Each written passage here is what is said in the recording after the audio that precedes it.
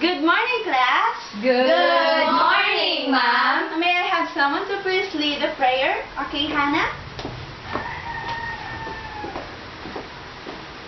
Please bow down our heads and feel the presence of the Lord.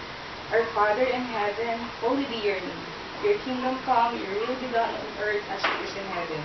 Give us this day our daily bread and forgive us our sins, as we forgive those who sin against us. Do not bring us to test, but deliver us from evil. Amen.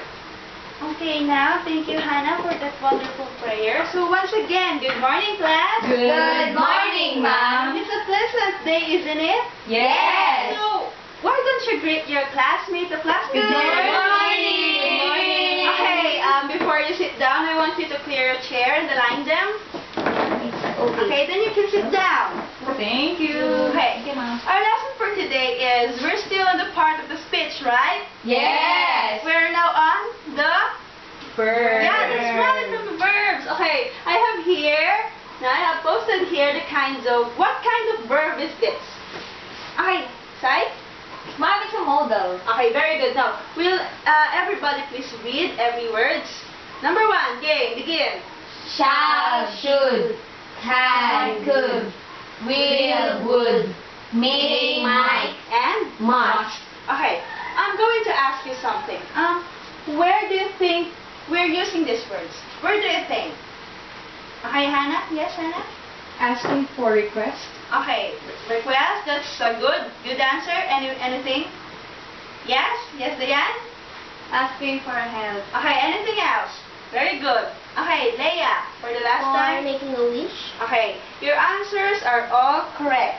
Now, why do you think we are using these words when we're making requests, favors, or wishes? Okay, Sai. Ma'am, we are using that so that we can show respect to the person we are asking. Can you give me example? For example, I'm asking Dayan Okay. about, will you carry my bag? Okay, that's a very good answer. Another one. Can you give me some sentence or favors that you're... Okay, Hannah? If I'm asking to Atalaya about the road, I just said that, could you please direct me where is the mall, something like that. Okay, very good. Will you please now, because you have fully understand what the modal verb is, I'm going to show you a conversation. I'm going to ask you to read this. So what is the title of this conversation? A wonderful conversation. Conversation. Could you do me a favor? Okay, can I have can I ask to representative to please read? Okay, Leia and the other one. Sai, okay. Please come in front and then read the... Ma'am, I will be the B. Sure. Okay, start Hello? now. Hello? Hi, Mandy. It's Jill. I'm still at work. Work? I thought you got off work at 4. I was supposed to, but I have to meet the boss. Listen, I'm running late. Could you do me a favor? Sure. Anything? What do you need? I'm having some friends over barbecue tonight. Could you throw out some sticks for me? I'll do that right away. Anything else? Nope, that's it. Oh, by the way, I'll be stopping by the store on the way home. Do you need anything? Yeah, actually I do. We're out of bread. Would you mind picking some up from bakery? Sure. I should be home in an hour. I'll be meeting some friends. Okay, have fun. Okay, very good. So, can you please do a angel clap for them? Do you know the angel clap? No, You don't know the angel clap? Okay, I will teach you first. Ay, hoot, hoot. Aha, okay. Everyone, an angel clap. Hoot, hoot. Hoot, hoot. Very good. Now, as you can notice, the modal verb here is already underlined. So can you read the following modal verb? Okay, everyone. Could.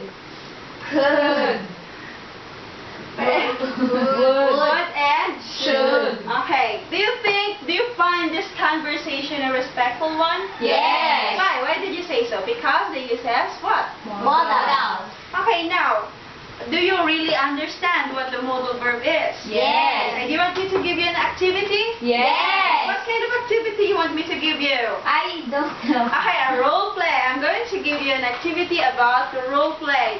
Do you know how to role play? Yes. Okay, you know how to play a role. Yes. Okay, so may I request everybody to please set your chair aside. And then, yeah, there you go. For the group 1, who wants to be the group 1? Okay, and the group 2.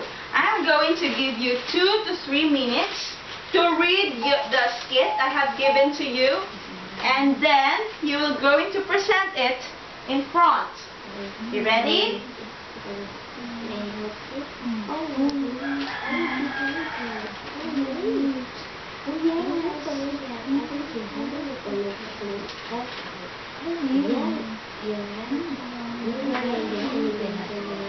Oh yes, if you could, please carry this sheet.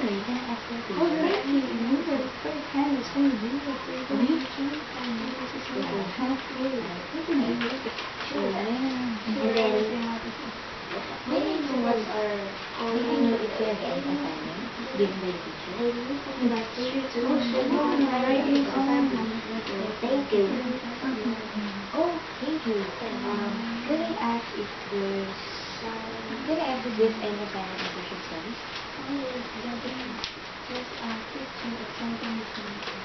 Is everyone ready? Sorry for... Not yet, ma'am. Okay, take your time. Can I do you a favor?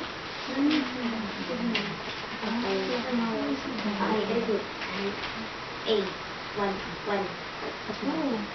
Oh, Miss, may I help you? Oh, I will be very glad.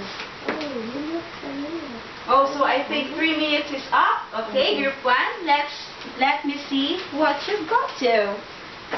You've got to be your best, okay?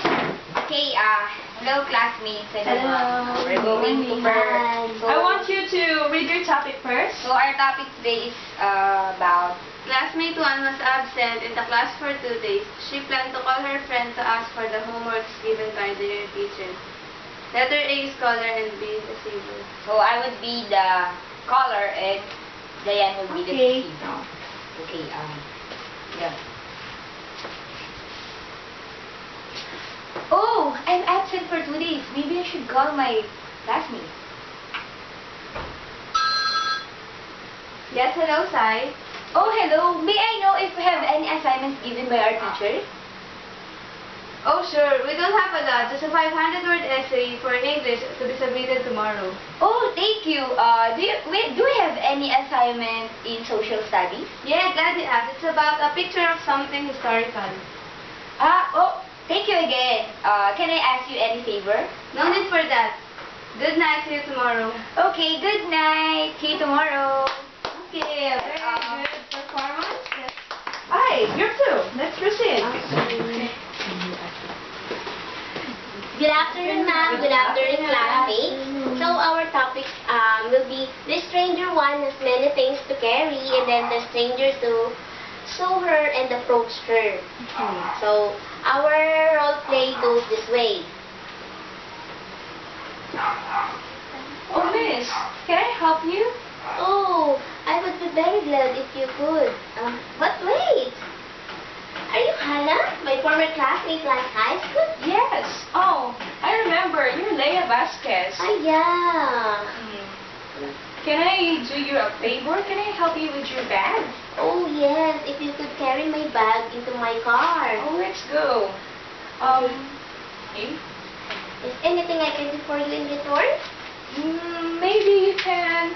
Can you pick me at 121 Street? Oh, what a coincidence. I live there too. Come on, ride in. But thank you. Where's your car? Here. Oh, it's so big. on. Thank you, ma'am. Okay, very good. Now, I want you to please settle all. Please arrange your chairs now.